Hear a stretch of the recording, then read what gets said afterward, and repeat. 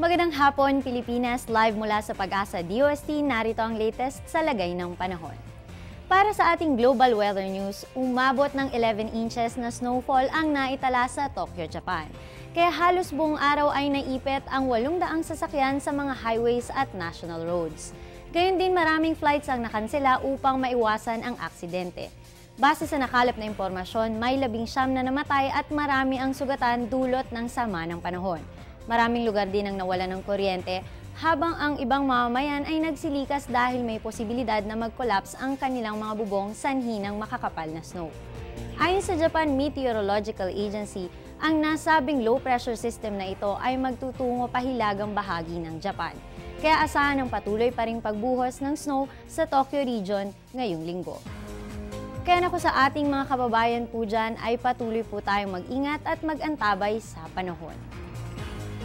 At sa aming pagbabalik, alamin natin ang mga detalye tungkol sa ginaganap na National Astronomy Week ngayong linggo.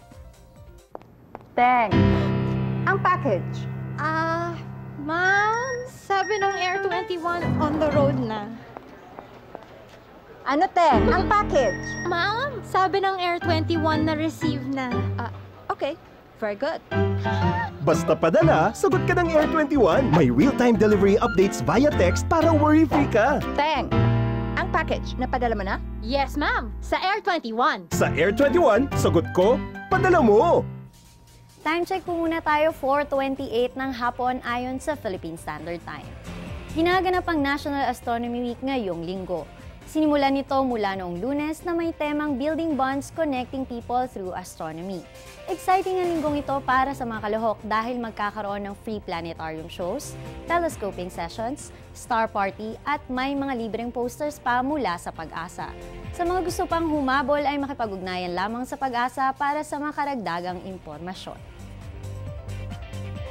At iyan ang latest mula sa Pag-asa, manatiling nakatutok sa Panahon TV kung saan walang pinipiling panahon ang pagbibigay impormasyon. Maaari niyong bisitahin ang aming website and other social media accounts. Ako po ang inyong weather darling na si Aubrey Nair. Magandang hapon.